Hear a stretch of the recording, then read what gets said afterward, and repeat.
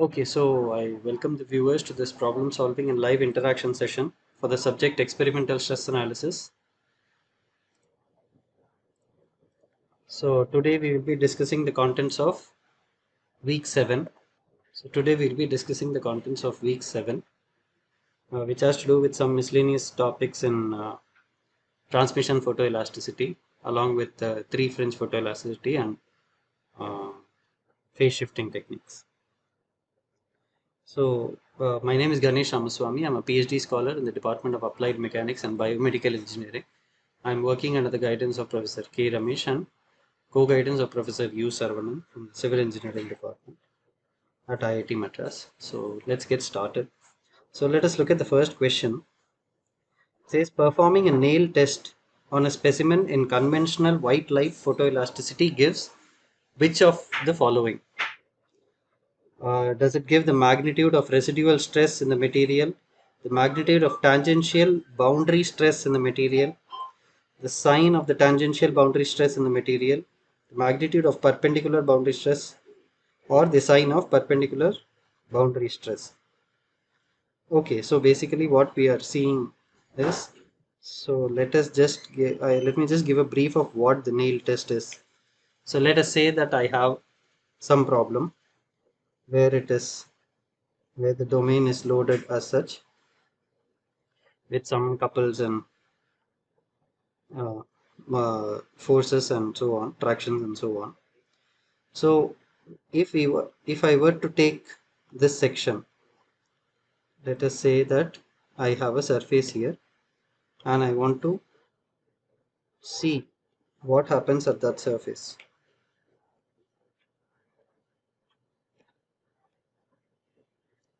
So I zoom into that place. Now I see that this is a free surface. This essentially is a free surface.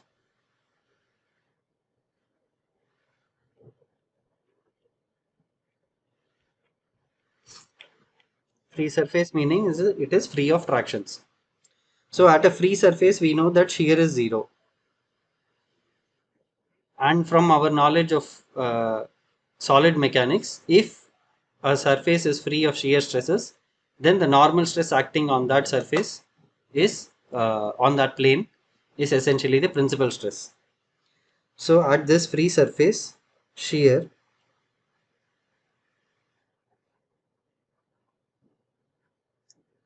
stress is zero.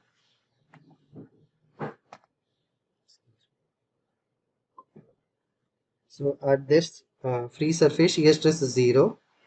Therefore, the normal stress and tangential stress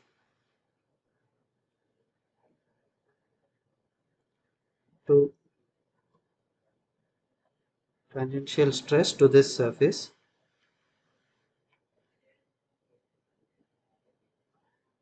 are principal stresses.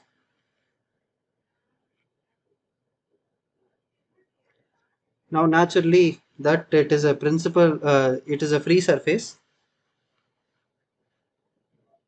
So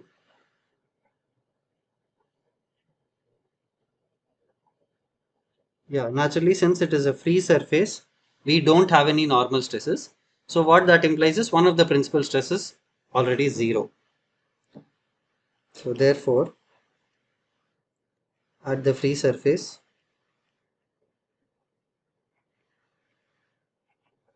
one of the principal stresses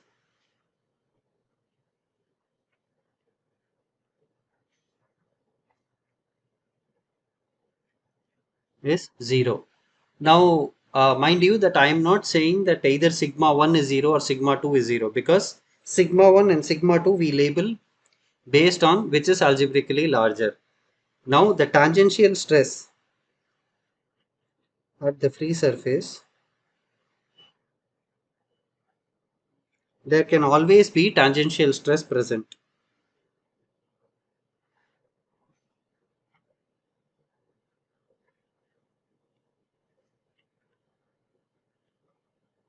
Can be very much present. So, for example, if we take a beam, let us say, and then we subject it to 4-point bending. I'm just taking the shear span of that beam. Now we know that this again is a free surface.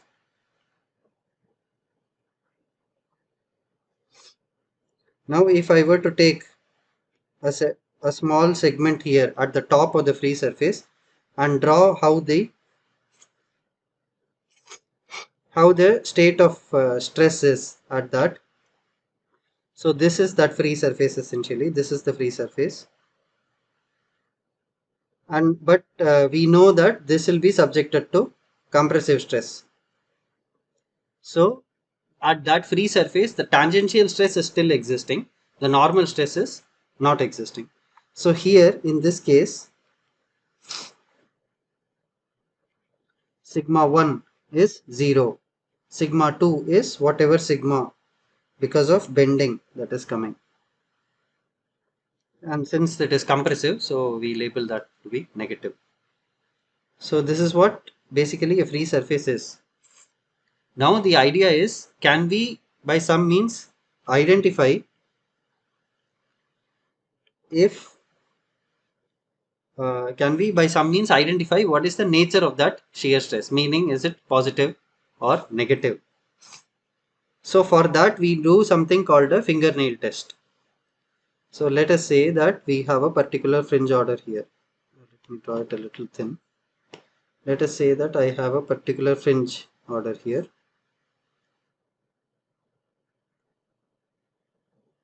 Fringe order meaning there is a isochromatic fringe that is passing over there. So what we do in the fingernail test is basically we apply load.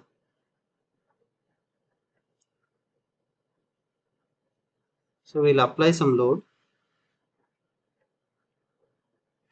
with the nail. So essentially we are introducing a compressive stress at that point. And depending on how this color changes, and observe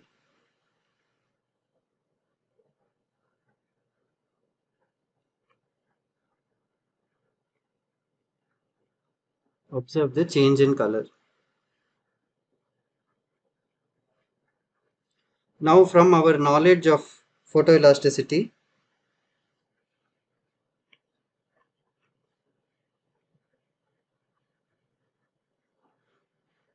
basically the stress optic law, we know that sigma 1 minus sigma 2 is nothing but n f sigma by h or t or whatever. Essentially these quantities are known. These quantities are known for that material, and n is naturally characterized by the color of the fringe. So as soon as we introduce a stress, as soon as we introduce a compressive stress, either sigma 1 or sigma 2, depending on how n changes, we will be able to see whether the actual tangential stress,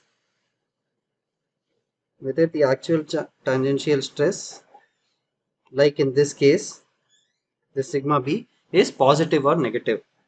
So therefore, depending, we'll see a detailed example also in the subsequent question. Depending on how the fringe order n changes, we can identify the sign of the stress, sign of the tangential stress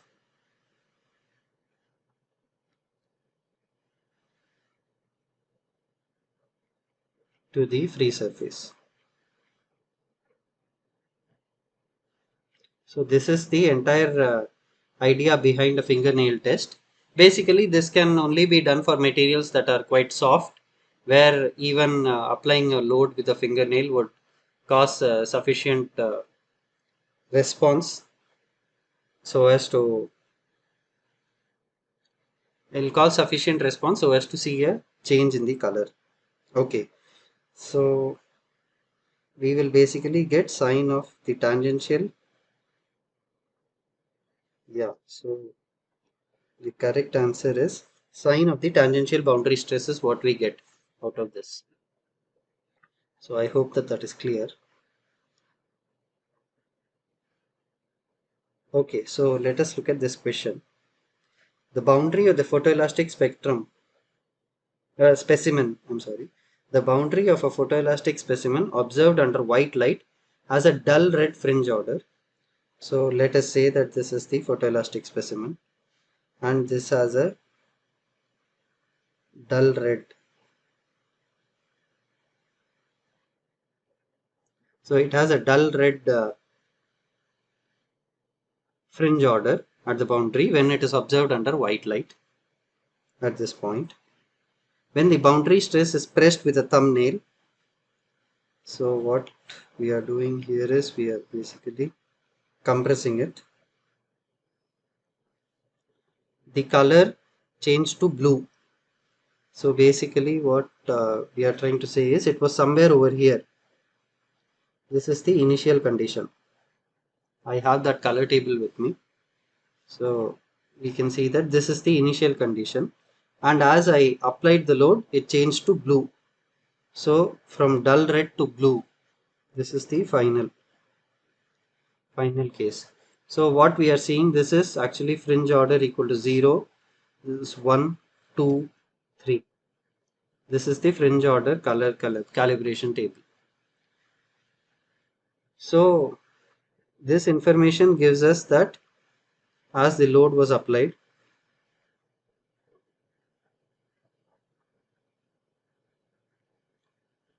the fringe order n increased. So, okay, what does this say about the boundary stress? Is what is asked. So let us say that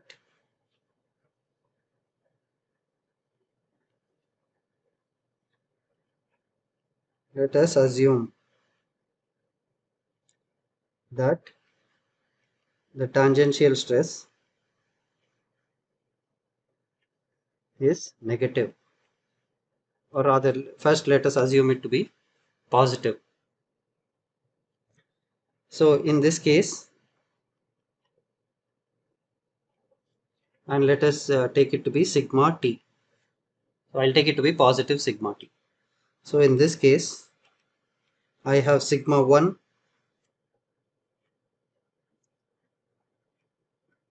before application of load.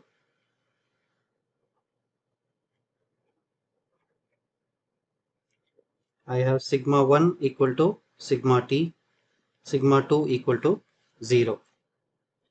So therefore, sigma 1 minus sigma 2 is nothing but sigma t equal to n1 f sigma by h or t. Let us call it h. N1 is just before the load was applied. That is why I am trying to label it with 1. Now after the load was applied,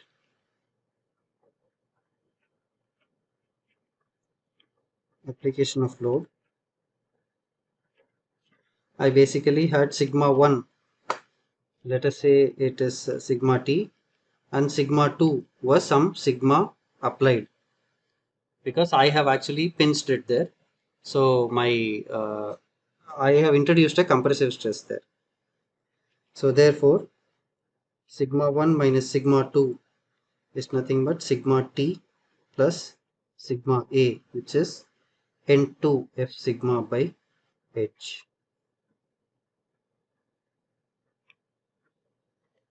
Now it follows from here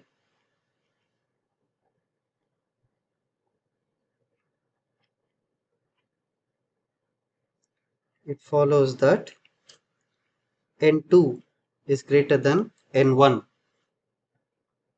This is in tune with the experimental observation.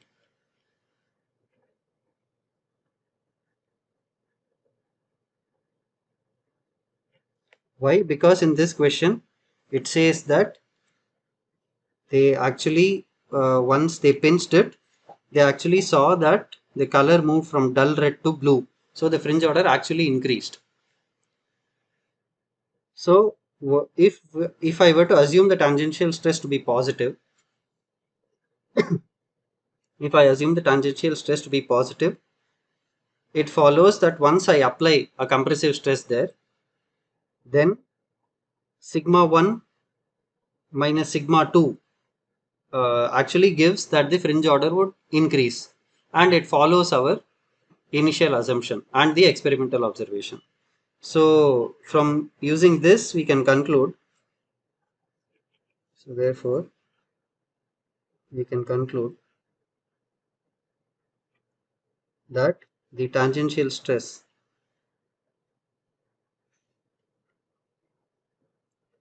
is actually positive.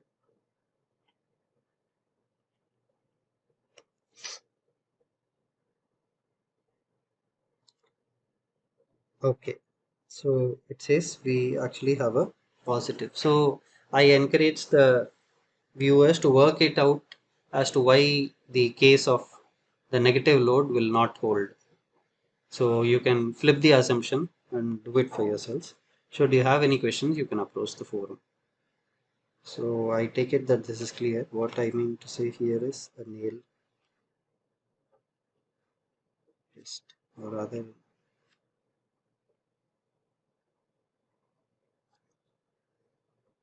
okay. So I take it that this is clear.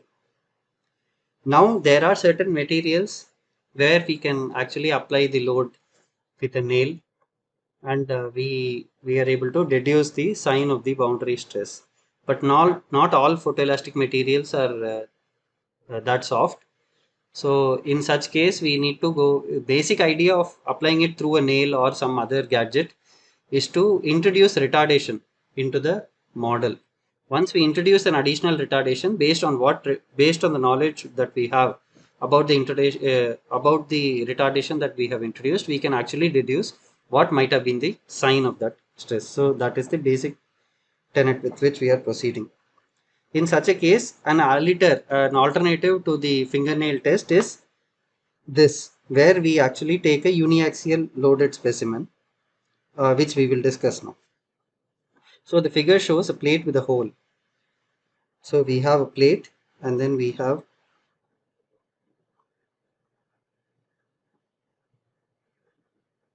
so we have the plate and we have a hole here, and then we have applied it with a stress like that, which is F.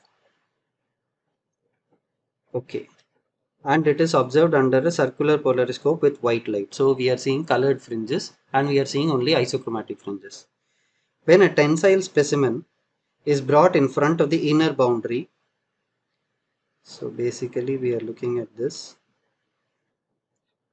Near the inner boundary, we bring a tensile specimen. What is expected to occur to the fringes in the tensile specimen is what is asked. The options say the fringe order in the tensile specimen increases, decreases, remains the same, or comes down to zero. So these are the only four possibilities that are given. So in such a case, first thing we need to understand is we are looking at the problem of a plate with a hole, and our axis, let it be, let this be the x-axis, let this be the y-axis. Now we know for the case of plate with a hole that if the far field stress, let the area, let this be A, and I take the thickness to be unity. Yeah, and I take the thickness to be unity. So therefore, sigma y is nothing but F by A, where at far field.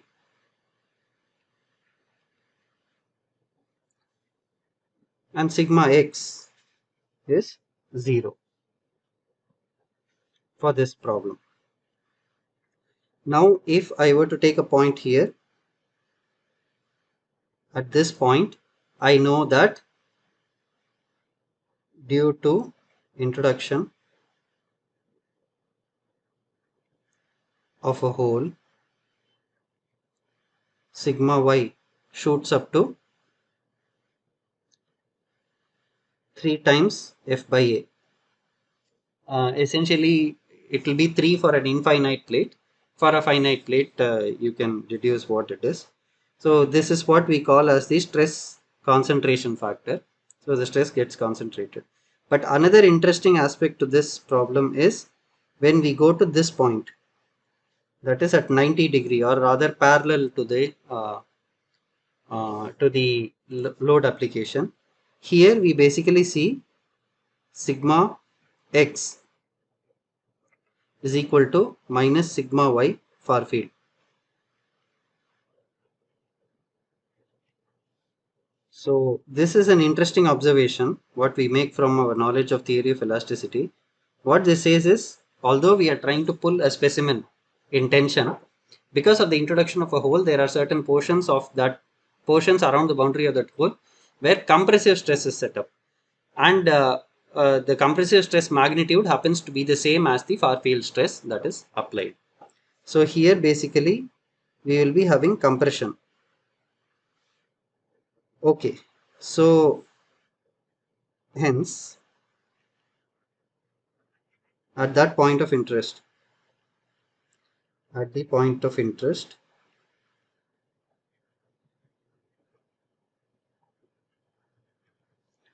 I have sigma x equal to minus f by a, sigma y equal to 0, and tau xy equal to 0 because of the symmetry of the problem. So since tau xy is 0, we can deduce that these are the principal stresses in fact. So therefore, sigma 1 is 0, sigma 2 is minus f by a. So from the stress optic law,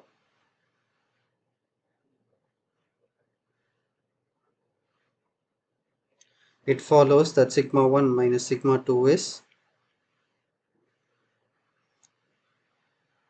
gives me f by a equals n1 f sigma by h. So let us take this to be equation number 1. Very well. Now what do I know about a tension specimen?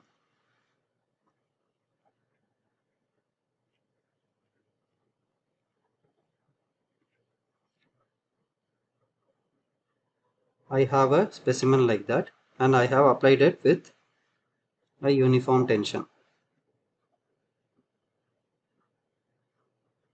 I need not have it applied in real time. I can even stress freeze it and I can just bring it near the hole in order to see what the response is.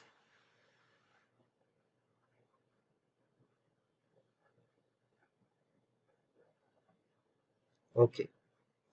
So at any point in this domain, if I were to draw the stress state,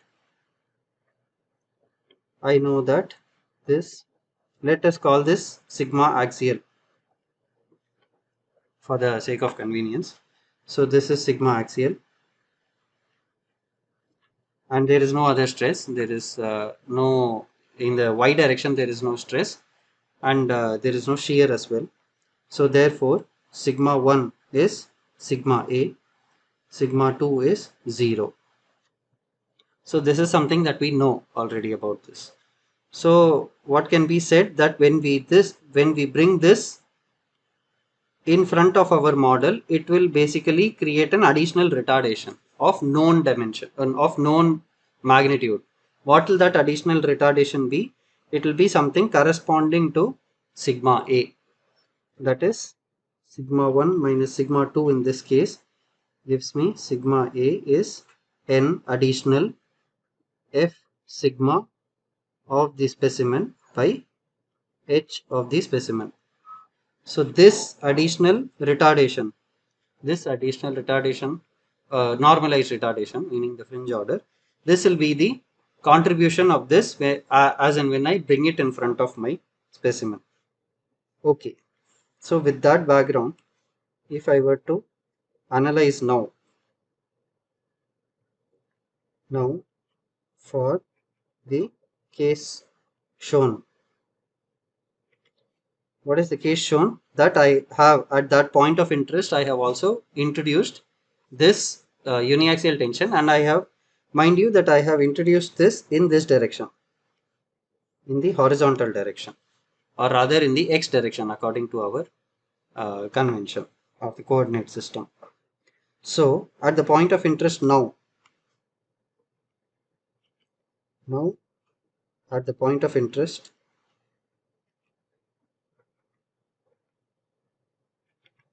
I have from the problem sigma x equaling minus f by a. This is from the physics of the problem itself. And from the tension specimen,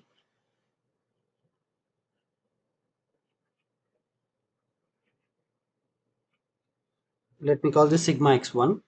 I have sigma x2 equaling sigma a,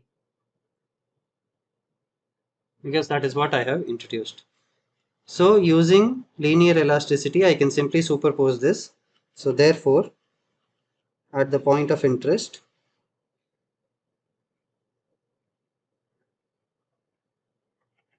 I have sigma x total is sigma x1 plus sigma x2, because this is represented in the same coordinate system, so it is just a matter of simple addition.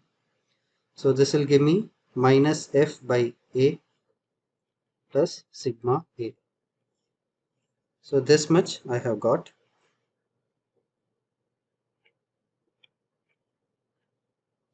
So this I have got. Also I know that sigma y is still 0, because even the tension specimen does not contribute anything towards sigma y or tau xy for that matter. So therefore, applying the stress optic law again,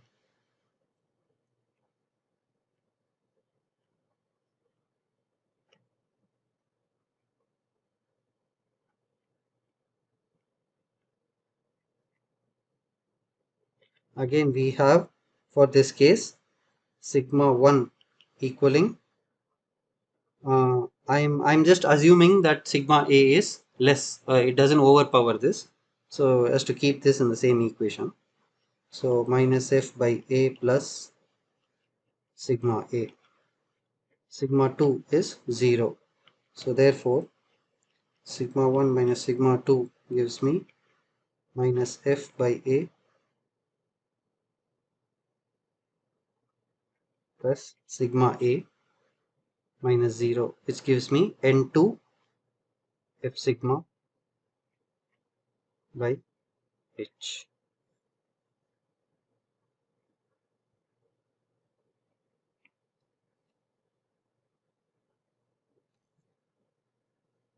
This is compressive.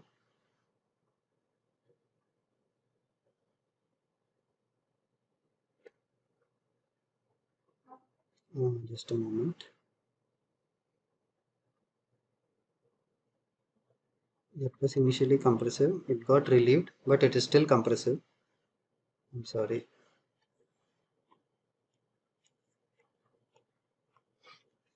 So from the stress optic law, basically we have sigma 1 equaling 0, sigma 2 equaling minus f by a, but it got relieved a bit because of a, under the assumption that this is lesser than, because essentially what we are trying to see here is, for a given problem, by the introduction of a simple tension specimen, how this is changing. Unless we do a quantitative analysis, if we might not be able to clearly distinguish if the magnitudes are of uh,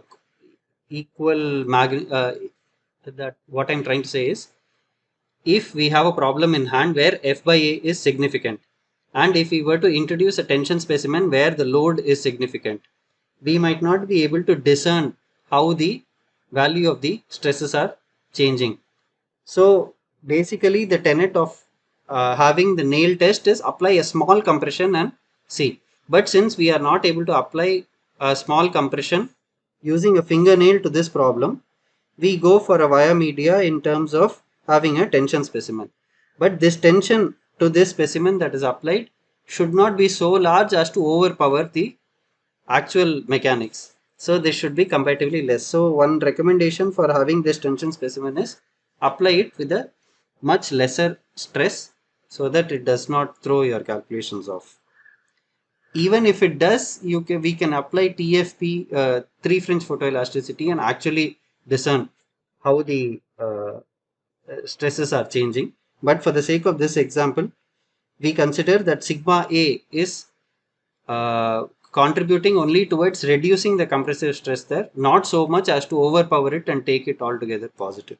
I hope that that is clear and not too confusing. Okay, so from here it follows that sigma 1 minus sigma 2 is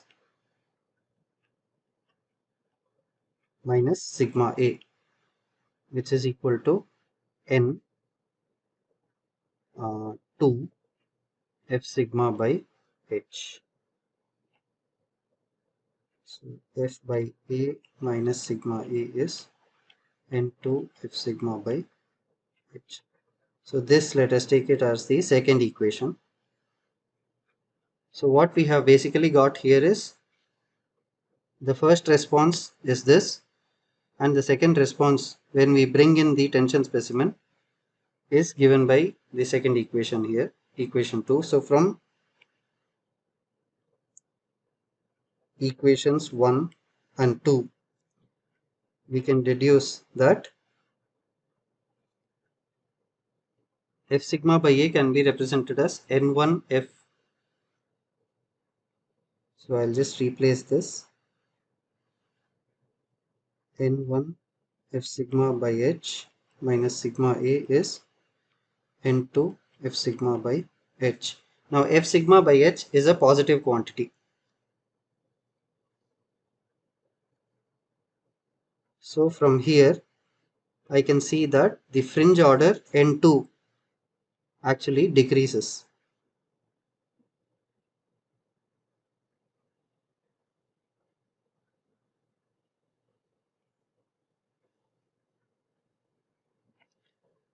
So when I take a tension specimen with a hole and I pull it in the y direction, there are compressive stresses set up. Now I bring in a uniaxial tension specimen and I place it in this direction at this point. If we were to do the same at this point and place it in the same orientation, the response would be different.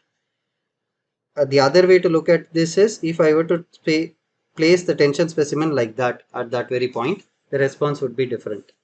So the idea is to understand what to anticipate in such a case and then extrapolate this to an unknown problem where we want to find the boundary direction sign of the boundary stress. So what is expected to come out of this is that the fringe order in the tension specimen decreases. This is what we can anticipate uh, from this setup, and that is what we have derived. So I take it that this is clear. Should there be any questions, you please feel free to ask. Just a moment.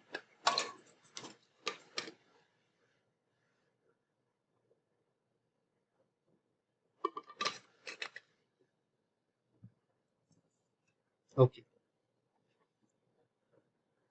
So let us move on to this question. Which experimental technique is capable of deducing the stress field interior to a model? So basically we have something called stress freezing in photoelasticity.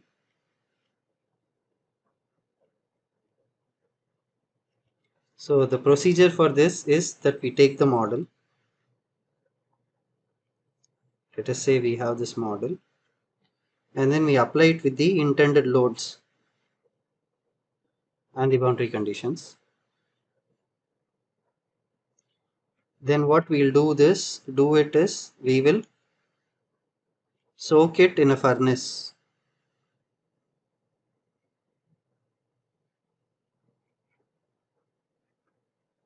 And subject it to a thermal cycling process. At the end of the thermal cycling process, the loads are removed.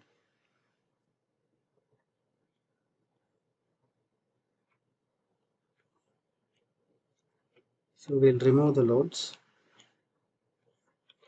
At the end of the thermal cycling process, this already has this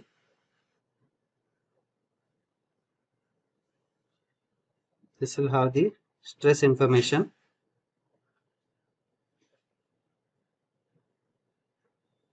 frozen into the model. So basically why we do this is we have a polariscope where we can only essentially analyze planar sections, because the interpretation of the stress optic law is for the planes which are having a normal incidence to the light source. So essentially if we place a plane there with the assumptions that there are no out of plane stresses or out of plane variation of the stresses, we can analyze it plane by plane. Now this gives a catch that what will happen to a stress distribution in case of a three-dimensional model. So one way to go about is with an experimentally intensive uh, via media is that we'll try to stress freeze it. We'll actually make the model of three-dimensional prototype. We will load it with the loads evaluated using the material properties and similitude relations, and then we will place it in a furnace and soak it for that very material. For example, epoxy, there is a thermal cycling that researchers have evolved. So we will subject it to that thermal cycling process, and the end of it, we will remove the loads and the stresses will be frozen into the specimen as it would have been distributed in an actual 3D behavior. Then what we could do is we will engage in slicing this. We will slice this without introducing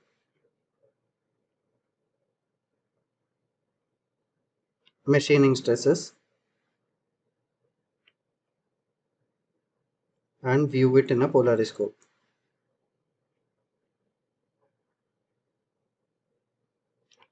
So plane by plane, slice by slice, if we are able to observe, we can always digitally stitch it together in order to get the actual stress distribution in case of a three-dimensional specimen. So this gives us a via media to actually observe the stresses interior to a model. So photoelasticity can do that. I take it that that is clear. So I'll move to the next question. And midway, should you have any questions, please feel free to ask. The fifth question says, to conduct whole field stress evaluation of a dynamic phenomena, which of the following digital photoelastic techniques can be used? Either it is 3 fringe photoelasticity, 4-step phase shifting technique, 6-step phase shifting, or 10-step. So all these come under something called phase shifting techniques.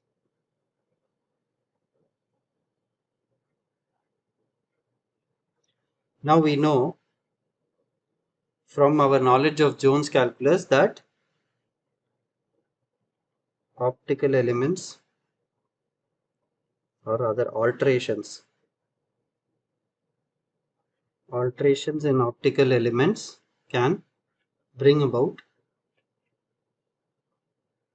a difference in the phase.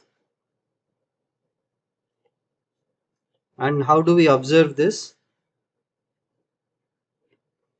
We have seen when we do Tardy's method of compensation or the likes. Basically, when we rotate an analyzer, it brings about a phase difference to the actual point of interest. Similarly, there are techniques where we have a polarizer, a quarter wave plate, a set of quarter wave plates, a pair, and then the analyzer. We place them in different orientations and obtain images and capture images of the actual mechanics. And from those images that we have captured, we will try to deduce what is the isoclinic parameter and isochromatic parameter. Basically, what this gives us output is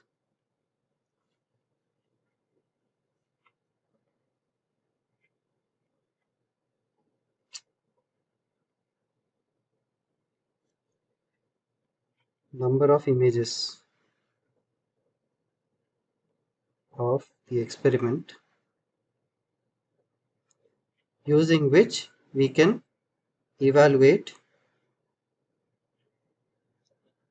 whole field delta and theta. Basically the isochromatic parameter and the isoclinic parameter. This we can evaluate for the entire setup. Now depending on how many images we take, if we take 4 images, we call that the 4-step method. If we take 6 images, we call that the 6-step, and the 10-step, it is called 10-step method because we take basically 10 images. On the other hand, there is another technique. The entire problem here is to evaluate the fringe order data at each and every point in the domain. Because as we saw in Tardy's method of compensation, we can actually identify the fringe order at one point. But that only goes so far as to maybe calibrate the material. But if we are looking at a real life problem, photoelasticity being a whole field stress, whole field technique, we would like to get the actual distribution of the fringe order across the domain quantitatively, not just qualitatively. In such a case, we have to employ other techniques rather than simple point by point compensation in order to arrive at the fringe order at each and every point in the domain.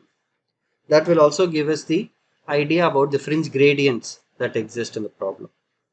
Now using phase shifting techniques, once we capture these images, we can actually, uh, there are there are ways and means to actually arrive at the delta and theta in each and every point in the model that has been captured. On the other hand, 3-fringe photoelasticity basically works on the principle of color matching.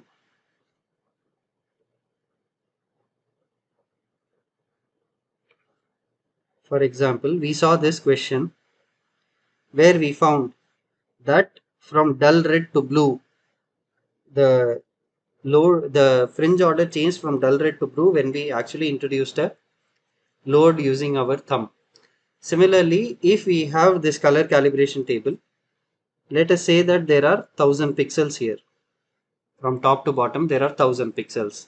So for each and every pixel, since this is a color image, for each and every pixel, it will have 3 light intensities, basically a red, green and blue.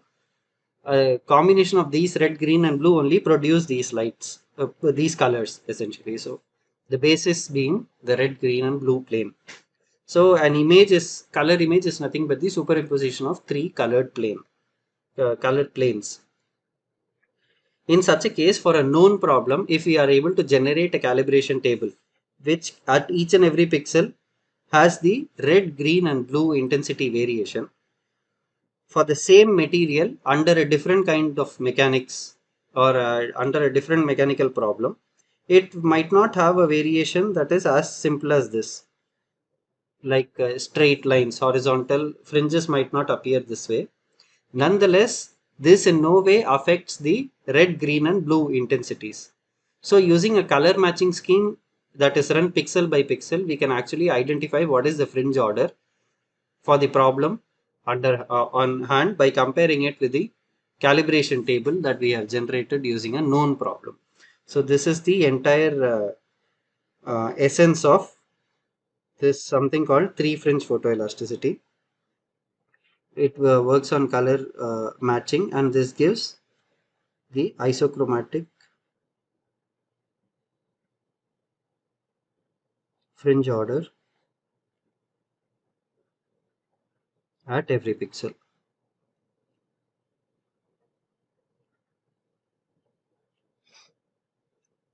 Basically, this gives n at every pixel, and this gives delta. We know delta by 2n is n. So phase shifting techniques give n as well as theta, whereas the color matching technique can give us only n. Now we saw that we just need to have a color matching done against of the experimental image against a color calibration table. So this tells us that we need only one image to be captured, whereas color matching based on one image.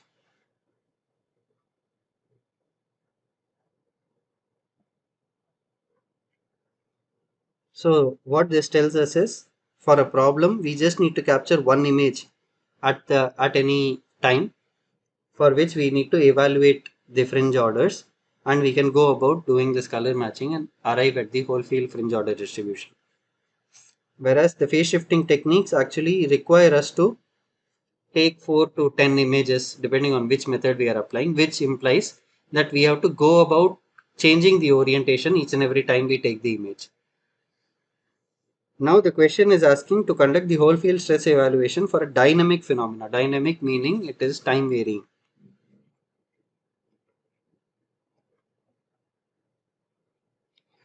For example, the heat problem, some stress evolution, thermal stress evolution, or some high strain rate problem. For such problems, we cannot stop at a frame and change all the angles and then acquire 10 images for each and every frame. That is just not possible. Whereas with 3 fringe photoelasticity with a high frame rate camera, we just need to obtain fringes at each and every time step. Just one single image, and we can compare it against a calibration table and arrive at the whole field fringe order as a function of time also. So that is why 3 fringe photoelasticity is most suited for studying dynamic phenomena.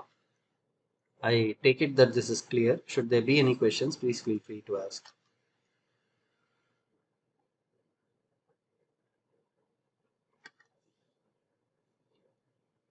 Okay. Which of the following is the correct optical arrangement corresponding to the 10-step phase shifting technique? So basically what we have in the 10-step phase shifting technique is,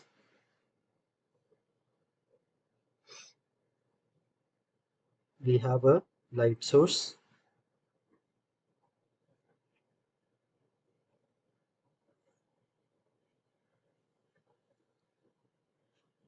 we have a polarizer and a analyzer, some loaded model.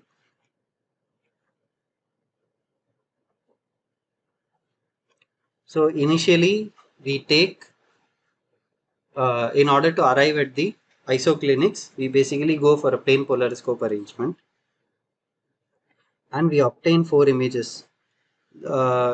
A lot of research has been done on which arrangements give the maximum efficiency and cut down the error due to mismatch of quarter wave plates and so on. Here, for the plane polariscope arrangement, there is no quarter wave plate, there is only a polarizer and an analyzer. But later on, we will also be introducing the quarter wave plates like that.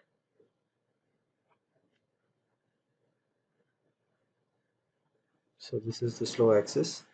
So later on, we will also be introducing the quarter wave plates to the problem. So basically, what we want to do is, since the quarter wave plate has, we know that it introduces a retardation of pi by 2 for a particular wavelength. But that is for the wavelength for which it was made. It is not necessary that our polariscope might be having that same very wavelength light.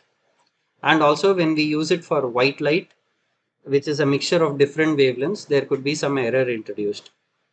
Although we get achromatic quarter wave plates and all, which have a stable response for a wider range of wider bandwidth of uh, wavelengths, nonetheless it has been found that when we keep both the quarter wave plates which are required in the circular polariscope in a crossed combination, meaning first quarter wave plate's slow axis, if it is at 45, the second quarter wave plate slow axis would be at 45 plus pi by 2. When we keep this in a crossed combination, essentially what it does, it nullifies what the thing that is brought about by the first quarter wave plate. For example, if the first quarter wave plate is kept at 45 with the analyzer, with the polarizer at 90 degree, it creates a circular polarized light. Now if I were to remove this model here and just keep the second quarter wave plate in a crossed combination, essentially the circular polarized light will again get converted to a linear polarized light. So that is what the cross combination does. So whatever the essence here is, whatever error that got introduced into the analysis because of the mismatch of wavelength by the first quarter wave plates get nullified by the second quarter wavelet. So that is the essence of this. So in this, we generally, for the 10-step method, we go for 4 plane polarized images and 6 circularly polarized images. 6 images from a circular polariscope and 4 images from a plane polariscope, which are together used in order to arrive at the whole field delta and theta. Essentially, theta would be arrived at first. We'll arrive at theta first, followed by our delta. So this is what we do in case of the 10-step method. And as soon as these phase shifting techniques came about, there were a lot of researchers trying out different combinations, genetic combinations, in order to arrive at the most optimum result. Now, and following that, enough research has been done, and the most optimum combinations have already been identified and published. So, which is also covered in the professor's lecture, so you can take a look at that. Okay, so I take it that this is clear. Now, in that phase shifting technique, the first 4 images from the plane polariscope that we capture are basically from for keeping the analyzer at 0. Analyzer meaning analyzer polarizer combination crossed, but I am telling you the angle of the analyzer. Then this will be pi by 8. Then this will be pi by 8 plus pi by 8 and so on. So there will be 4 images basically. So what these come to is 0, 22.5, 45 and 67.5. So let us say that you have a problem in hand. You take it to a plane polariscope. You set the you set the polarizer and analyzer combination at 0. Take one image. Set it to 22.5. Take one image, and so on till you cover all these 4. Using just these 4 images, you will be able to arrive at the isoclinics throughout the field using the technique of phase shifting, using the 10-step method. The other 6 are basically to arrive at the isochromatic parameter, namely delta. And that also has a contribution of the isoclinic angle that are calculated using these 4 images. This is where something called the ambiguous zone and inconsistent zone, those things come up, where it is found that if you are resolving the isoclinic angle throughout the domain with respect to any one principal stress, need not be maximum or minimum, with respect to any, let us say theta p with respect to sigma 1, if we resolve it throughout the entire domain and arrive at it, then there is no need for us to then that data can be directly used in order to calculate delta. Otherwise, delta shows a jump, as seen in the lecture also. It is discussed clearly. So I hope this is clear. Should there be any questions, you please feel free to ask me. In the meantime, I'll move on to the next question. Okay. Identical circular discs made of epoxy and aluminum under the same loading conditions are under the same loading conditions. Okay. Which of the following quantities would remain the same for both the specimens? So we have circular discs. One is made of epoxy and the other is made of aluminum, and these are identical except for the material. So let us say that this is loaded like that. Now what is asked is which of these would be different, or which of these would remain the same, whether the stress magnitude would remain the same, the stress distribution, the strain distribution, or the deformation field. And this is a multi-select question. So if we see, the question specifies that these are disks. So essentially we are looking at plane stress conditions.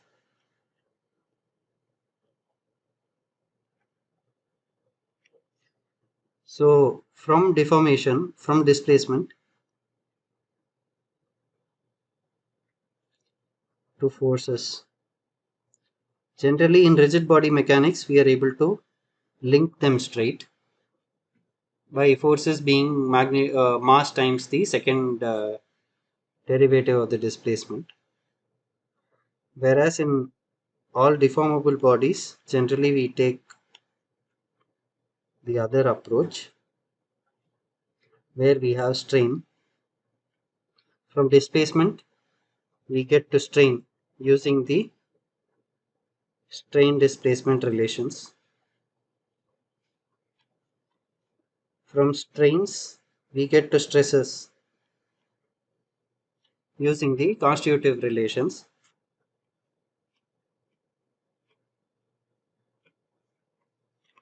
And when we integrate the stresses, we get the forces using the equilibrium equations. Now from strain, let us say we start with stress. We arrive at the strain field, and if we were to go to the displacement field, there are certain conditions that we need to impose in order to have a smooth displacement field, provided it is in continuum mechanics. So for this, we have the compatibility equations, strain compatibility equations actually.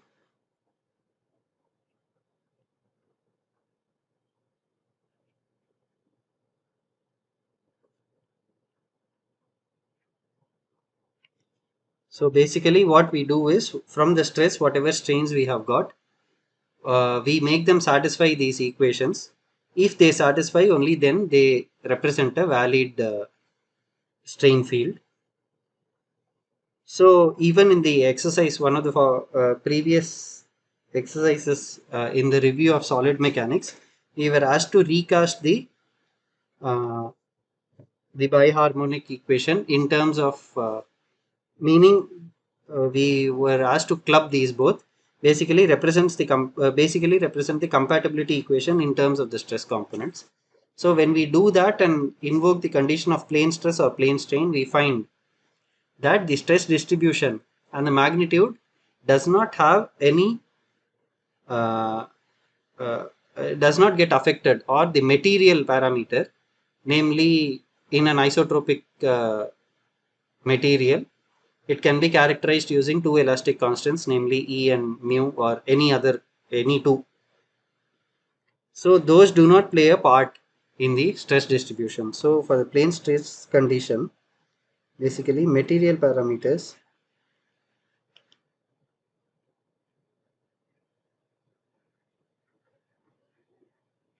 do not affect the stress magnitudes as well as stress distribution, provided the body forces are negligible or constant. They don't vary as a function of space. In such a case, we have the material parameters not affecting the stress distribution. So what this means is, this gives us a way to actually relate the stress distribution and evolution in a plastic to a metal. But this does not mean that the strains would be same, because strain is a function of the stiffness of the material, which has to do with E and mu. So strains and the displacements naturally will not be the same, but the would stress magnitude and distribution essentially is unaffected by the material that we are dealing with. So essentially stress magnitude and stress distribution remains the same in these two. Are there any questions? I take it this is clear.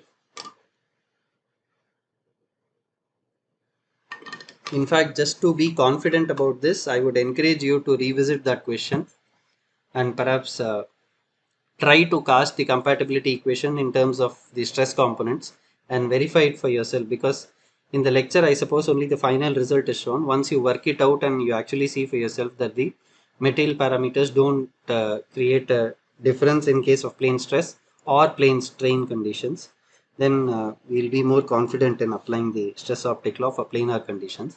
Whereas in a three-dimensional setting, even the distribution is affected by the Poisson's ratio. So what is one way to go about is you select a material which has a Poisson's ratio that is close to the Poisson's ratio of the specimen or the actual test material that you are trying to study. By that way, you can at least minimize the error that is brought about by the Poisson's ratio mismatch. So I take it that I hope that is clear.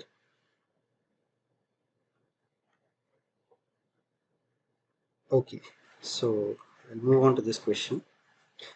Which of the following statements pertains to integrated photoelasticity?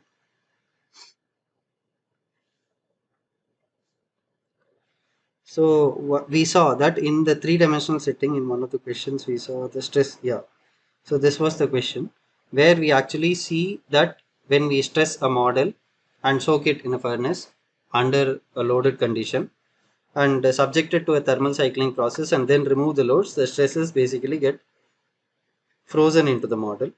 And for the sake of visualization of those stress field and for subsequent analysis, we need to slice them carefully without introducing machining stresses and view it in a simple polariscope by principles of 2D analysis, as we have been doing in the case of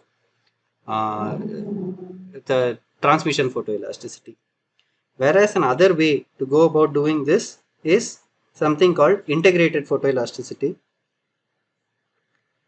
where if this were to be the light path, basically when I have a three-dimensional model, I have the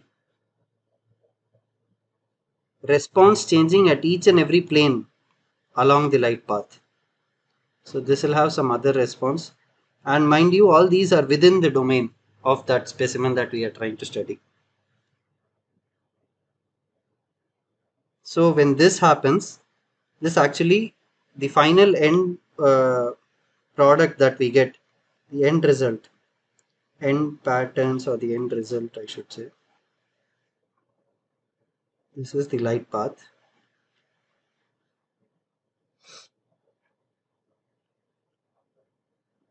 End result, it actually has a cumulative effect, accumulated result of all the planes along the light path.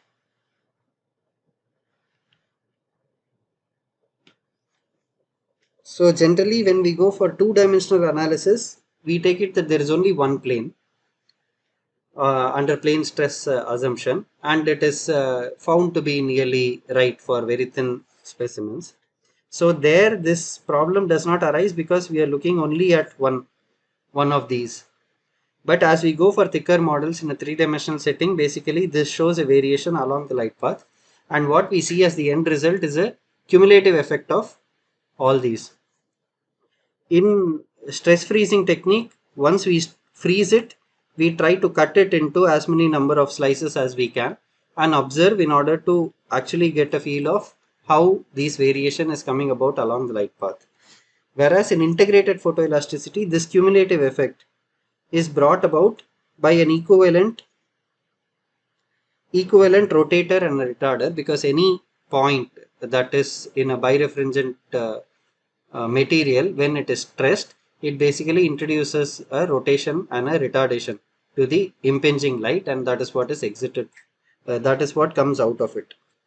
So here we basically go with a rotator and a retarder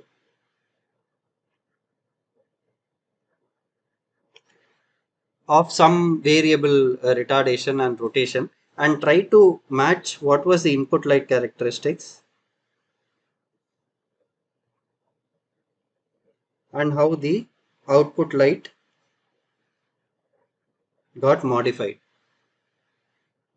Once we set a correlation between these, then we assume how the stress field variation would have been based on some similar to what we do in the case of least squares. We assume one particular distribution with unknown weights, and that weight we try to find by minimizing the error between the response of this and the response brought about by this for one point, mind you. And this has to be done when this has to be done for a whole field uh, setting, it becomes more and more complex. So the matrix keeps getting bigger. So this is the very basic idea about of integrated photoelasticity, where a lot of number crunching is required. So it works on the principle of optical equivalence, meaning whatever response was brought about by that three-dimensional structure has been successfully captured using a rotator and a retarder.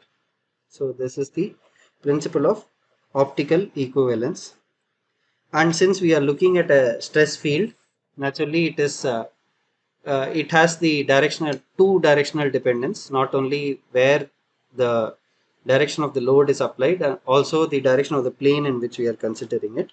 So it comes under tensor tomography, and the three-dimensional model is replaced by a rotator as well as a retarder combination. So this is the basic principle behind integrated photoelasticity. Although arriving at the appropriate rotator and retarder for that point might be less cumbersome as compared to doing it through stress freezing, the post-processed analysis of matching this and the response of our assumed stress field and arriving at the unknowns for not one point but the entire field makes it much more involved. So this is another way to go about doing 3D analysis using photoelasticity. So I take it that this is clear. If there are any questions, please feel free to ask.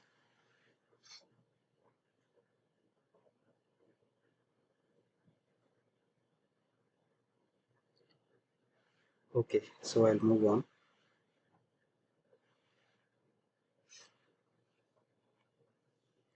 Yeah, which of the following digital photoelastic techniques can give whole field isoclinics data? Isoclinics are, we know that this is the direction of principal stresses. And we already saw when we were discussing this, where was this? That when we go for phase shifting techniques, it basically gives us delta as well as theta. Basically gives us delta as well as theta.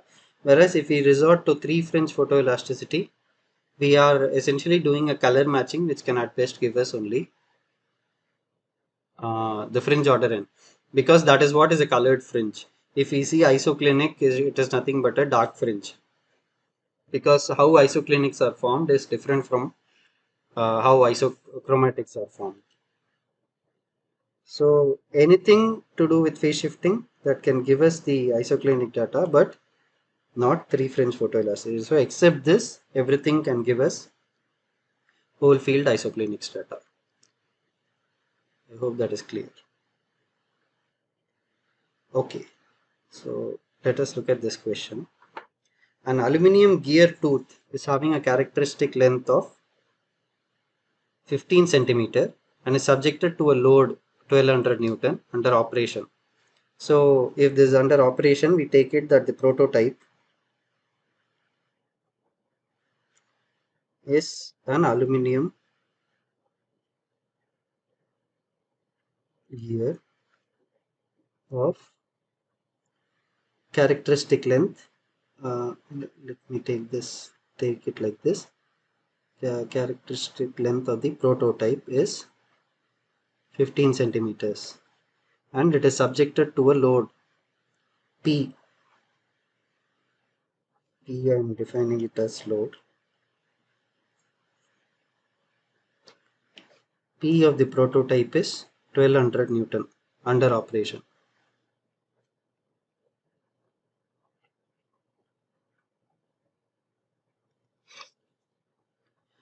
Now we are trying to study the same thing using an epoxy model. An epoxy model of the gear tooth having a characteristic length of 5 centimeters. So the model is epoxy, which has a characteristic length of the model to be 5 centimeters, is used to quantify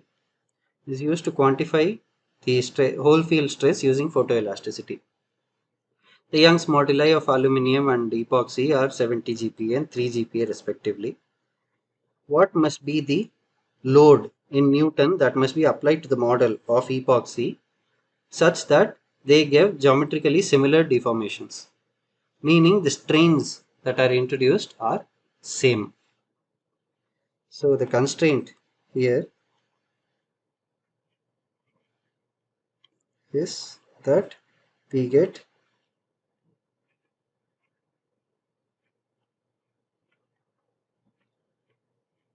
deformations.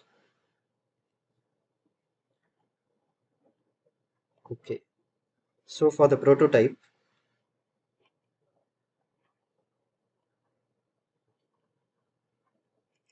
we have stress in the prototype.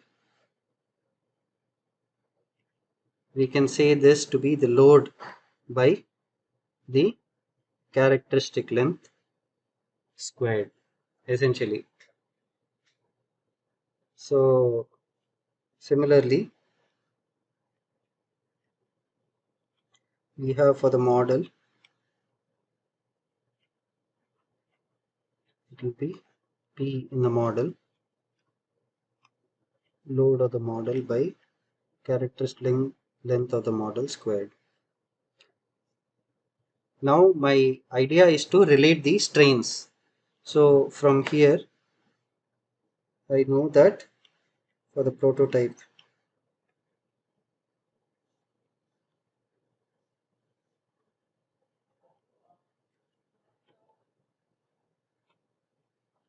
strain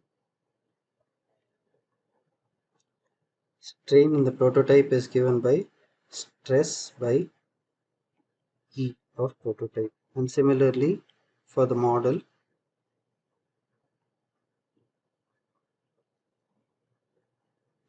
by E of model. Now if I bring in this constraint that these two are similar, this gives me that sigma P by EP is nothing but sigma M by EM. So this follows that sigma M is nothing but EM by EP into sigma P. So as far as stress goes, we have resolved it. Now we just have to substitute for stress that we have actually derived here. So let us go ahead and do that.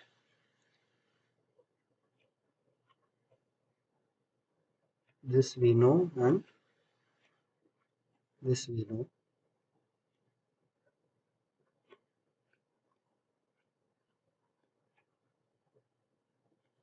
On substituting these two, we will get sigma m is Pm by Lm squared is nothing but Em by Ep into sigma p is the load in the prototype by Lp squared. So here our idea of the question behind this question is we are constraining that the geometrically similar deformations need to be realized. For that, what is the load that must be applied to the model? So essentially what we are trying to find is Pm.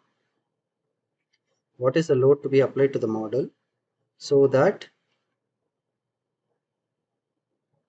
Pp into Em by P into Lm by Lp squared. So this equation basically ensures geometrically similar deformations applied, taking into account the material properties. So let us go ahead and substitute what we know from this, we know that the load applied to the prototype is 1200 Newton into EM. The Young's moduli is 70 and 3 GPa for aluminum and epoxy. So this is 3 GPa, 3 by 70 into LM.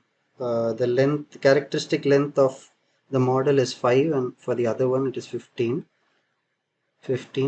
squared.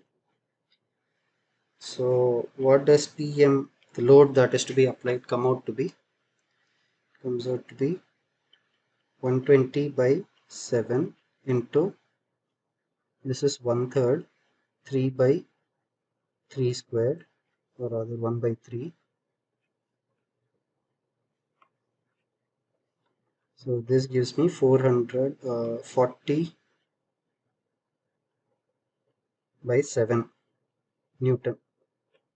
So 40 by 7 is 5.77 Newton. So the load that I need to apply to the model is 225 by 15 squared by 70, 5.71. Yeah, 5.71 actually, correct.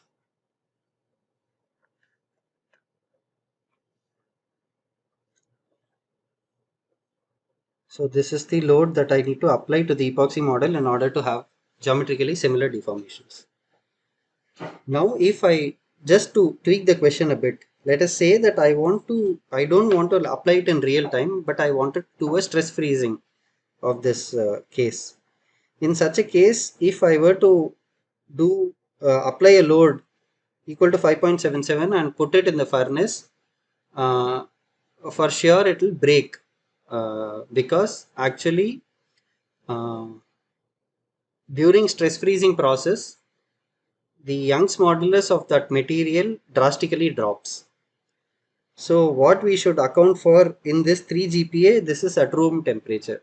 At the stress freezing temperature, there are research papers that actually provide you with what is the Young's modulus, what are the elastic properties of epoxy at different temperature. So we need to account for that E, and then appropriately scale down the loads. So as we see, E is appearing in the numerator here. So PM would actually reflect a much lesser value if we were to do a stress freezing technique, whereas this is applicable when we do it in real time. So I hope that is clear. If there are any questions, please feel free to ask.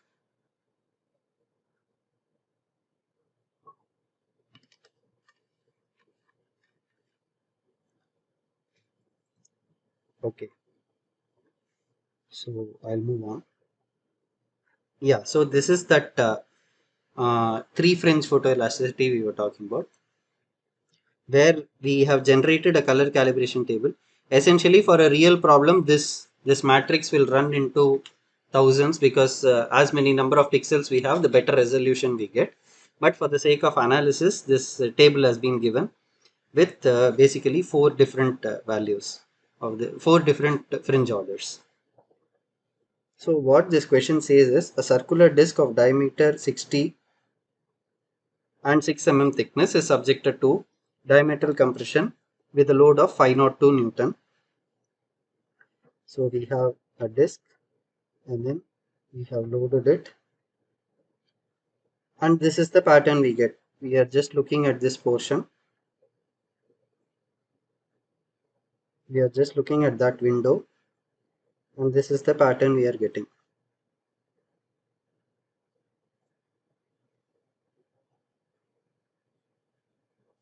Okay. The total fringe order at point A, we have one point A over here. The total fringe order at point A with coordinates 3.75. Essentially this, we have the origin set at this, because if we look at the calibration of photoelastic specimens, that lecture, we can actually see the solution for a disk under diametral compression. There the origin is set at the center of the disk, and it is with respect to that x and y coordinates are given. So we have this is 3 and that is around 7 or 8. So at these coordinates has to be determined by 3 fringe photoelasticity. Basically we want to find out the fringe order at this point. So the RGB values at A. So what we have done is we took an image of that circular disk and then we identified this point, and at that point there were 3 planes. At every point there were 3 planes basically. At that point we just found out that the red, green and blue plane have the intensity as 110, 80 and 32 respectively for R, G and B at that very point. Using the calibration table given for some selected data to base your computations on, and answer the following. So for this case we have been given R, G and B variation for each and every color, each and every fringe order. Meaning if a pixel were to have RGB variation as 33, 37 and 46 to the point, then the fringe order there would be 1.01. Okay.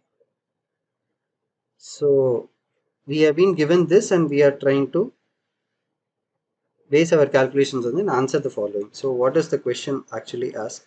Now I'll just put it here and I'll remove this. So the question asks, what is the minimum least squares error computed for point A? So the color matching that we do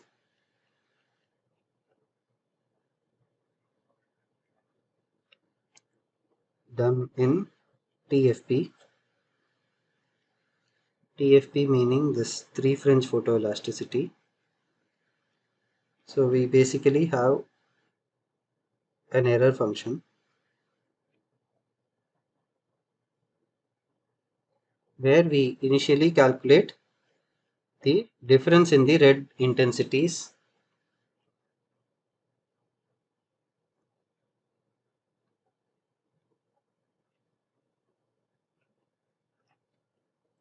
between the specimen or the test,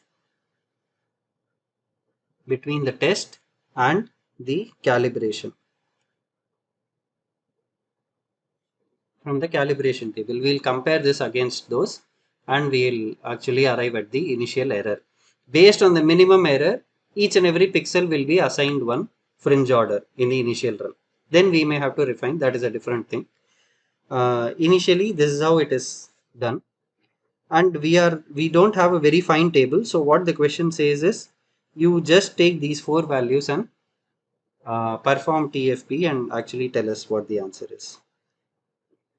Okay, so that be the case for RGB for point A. We know R is given over here.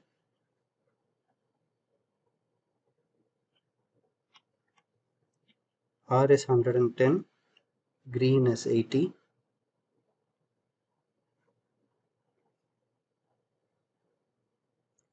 and blue is 32.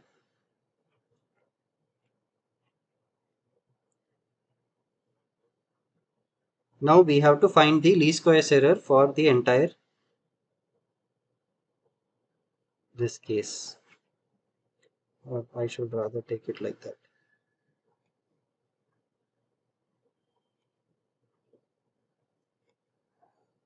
So I'll just extend this table. Error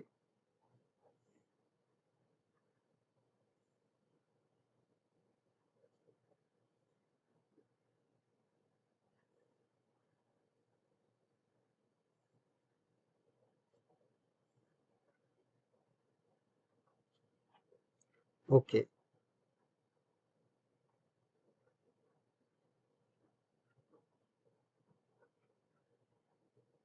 Yeah. Now the we know this is the error. So I'll just put it here. So this will be, for one example, I'll just do it fully, and then others I'll just simply do it with a calculator and write it. This is the error that we are trying to see.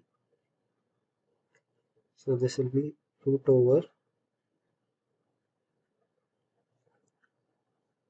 RT is 110 minus 17 squared plus 80 minus 19 squared plus 11 minus, or the 32 minus 11 squared. So what does this come out to be? 110 minus 17, 80 minus 19 plus 32 minus 11 squared root over. I get 113.185.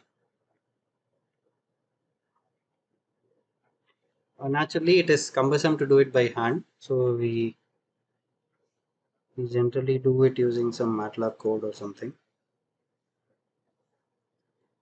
Okay, so this is 135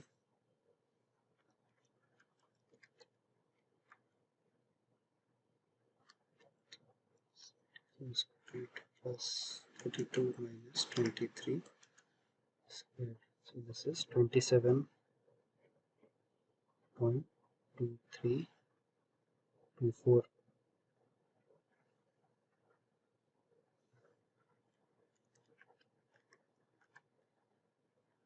18 minus 37.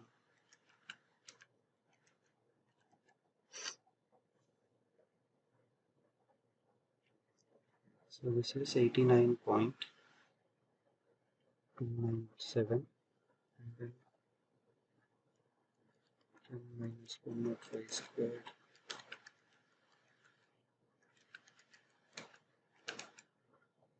This comes to 16.31. I encourage all of you to solve it once for yourselves. You can do it using an Excel. Anyway, so this is what it comes to. So this is the least squares error.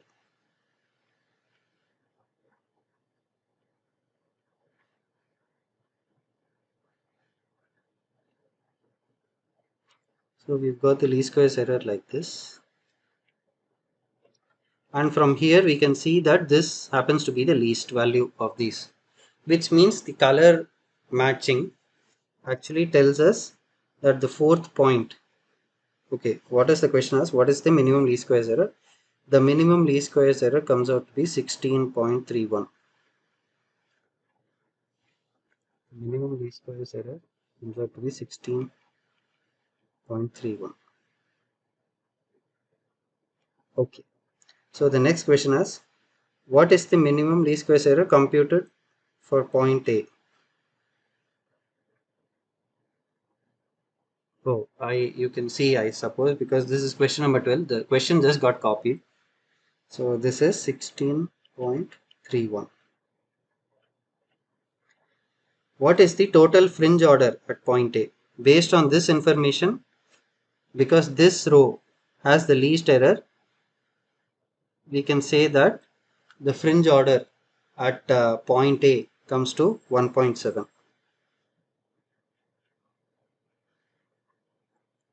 based on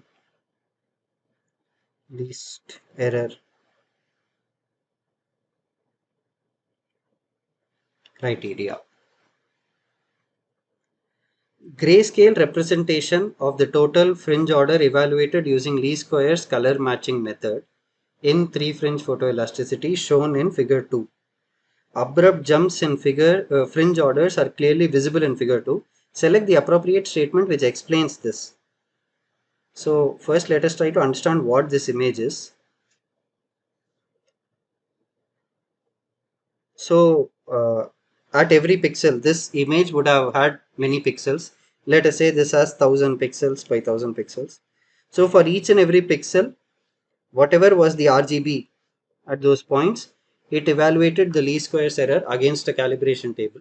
Naturally not this one, a bigger calibration table, and assigned the fringe order to that point. naturally this this portion is not within our domain, so we will mask that out. In order to have efficient calculation, we don't want to calculate it in the region which is not part of our domain, so we will mask out that region. We will only carry out the least squares analysis for least squares error computation for our domain, for points within our domain. So for each and every pixel, it has calculated the error and assigned a fringe order. Now we see that this is fringe order 0. This is actually fringe order 0 because it's a free surface, and we have, according to the equations, we have fringe order 0 there if you calculate it, sigma 1 minus. So as soon as we move here, from here we have, this is fringe order 1, 2, and it goes on increasing as we go towards the load application point. So if I were to take a scale like this,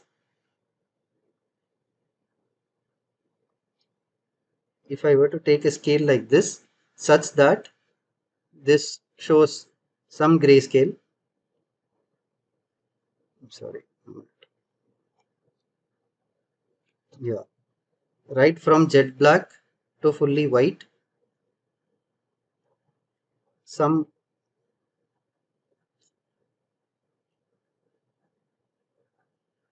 shade of gray.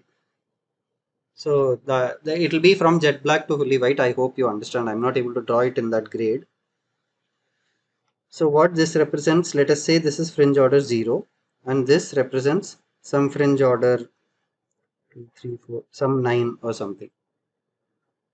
Let us say the maximum fringe order was 9. Now as this increases, ideally what we should have seen is, for this problem, we should have seen black to white variation uniformly. Whereas here we are able to see suddenly there is a white band. So what does this say? Let us say white comes here and this gray comes somewhere around 6 or somewhere around 2.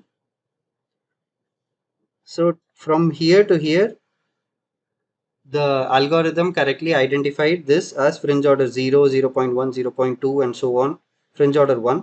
Then suddenly there is a white band. Suddenly it identified this as fringe order 9 according to our scale. Then subsequently it again became. So why this repetition happens? Essentially we should be having a smooth plot rather than jumps like these. So the question is trying to, and this 9 is a subjective figure. I have just taken for the sake of explanation. This could be any number. I suppose that is clear to you. So we should have had a uniform variation in, because this is a continuum, but that did not come about as a result of this algorithm. And the question is trying to ask why that was. Abrupt jumps in the fringe order are clearly visible. Select the appropriate statements which explains this. Stresses are discontinuous in some regions of the model. We are looking at a continuum body. Essentially, there are no inclusions or we are not doing any problem of, we are dealing with continuum mechanics. So stresses would have to be continuous. Strains are discontinuous. There are no cracks present. Colors in the isochromatics repeat in some regions. Stress optic law is not valid for some regions. Now it is so, if we see that it has resolved correctly here and here, and just this portion it showed a jump. So it is not that stress optic law is not valid, so that is not a valid reason. Essentially what happened here is, if we look at this RGB variation, if we have a table like that which is long enough, and if we look at the variation, it will actually show a sign variation. Similarly green and blue, but with different phases and different amplitudes, it will show. So what happens is, at this point it is very well possible that a fringe order, let me call this fringe order 4, that the fringe order 4 had RGB that was nearly equal to the RGB for 1.7. So it will vary something like that. So if you see, this peak and this peak are nearly of equal amplitudes. So same goes for R, G and B. So essentially there also the error would be somewhat less. And if accidentally the algorithm picks that point instead of this, it will assign the fringe order 4 instead of fringe order 1. So that is where the jump comes in. So what do we do initially in TFP is,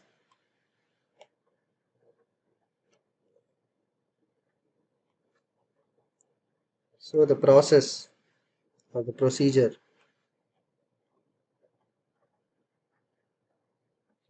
in TFP is initial estimate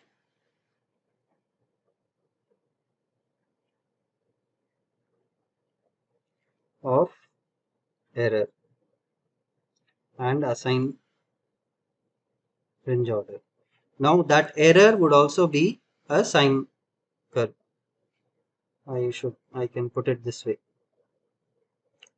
The error also would be like this. Now what we do, we impose fringe continuity.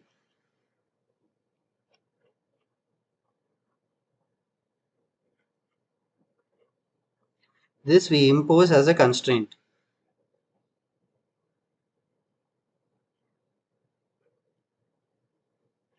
to the algorithm. And how do we do that? We simply have our R, G, B, and we have our N.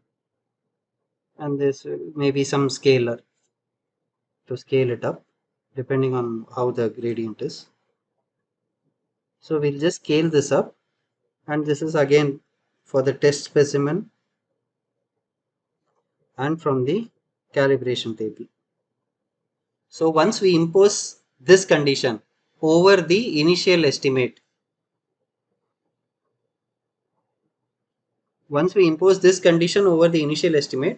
what would happen is the error that was coming this way now will start to increase for the subsequent points. Whichever was the actual fringe order there the error would be minimum, and at the other points the error would start building up. So based on one threshold, we will be able to remove the jumps. After the jumps are removed, we will essentially smoothen the plot. So the third step would be smoothen the plot based on a mask. Essentially, what it will do is the left pixel and the right pixel, how much variation there is, it will just smoothen out. If there are jumps like this, it will just smoothen it out and give a smooth variation as it would be observed in an actual experiment. So this is the way we actually conduct a TFP analysis. Initially, we will be uh, assigning the fringe orders based on an initial estimate. After that, we will impose the fringe order continuity and go about resolving it. Once that is resolved, we'll smoothen it, and we have the whole field fringe order data with us at every pixel. So once that is smoothened, we will be able to see an actual black to, we will be able to see a smooth black to white variation once we do that. So that is the basic principle of TFP. So this happens because of repetition of the colors. So I hope that is clear. Anyway, so I've run out of questions now. Should there be any questions from your end, you please feel free to ask about what we discussed.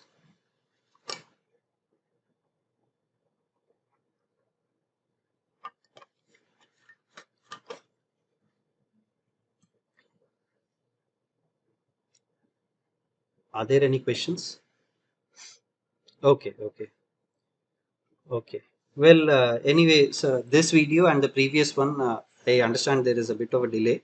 I'll be uploading it by the end of the day or maximum by tomorrow. I'll upload both of them so that you can take a look. And not, if not now, later at a later stage, if you see it, and should you get a doubt, you please feel free to approach the forum or bring it up in the subsequent sessions. So if there are no further questions, perhaps because I've run out of questions, so if there are no further questions, we can call it a day, and I'll see you guys in the next session coming Monday on week 8. Yeah. So we will be, this officially ends the discussion on photoelasticity, at least the transmission photoelasticity part. Now we will be going to reflective coatings and photoelastic coatings and so on. So that will be strain based instead of stress based. So that has some interesting insight. So that we will discuss in the upcoming session. So with that, I'll perhaps close. If there are no further questions, I'd call it a day. So thank you. Thank you for attending.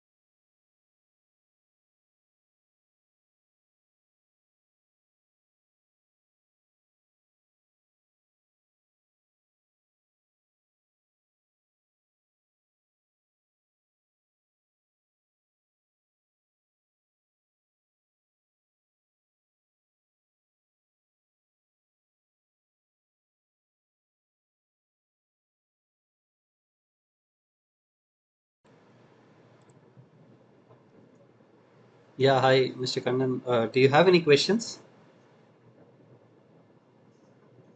Yeah. I'm able to hear you. Go ahead.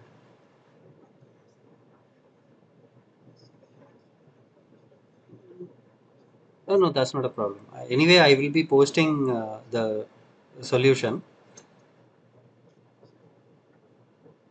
Sorry.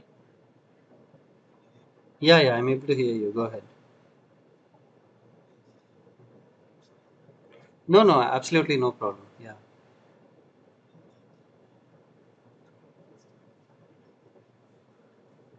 Okay.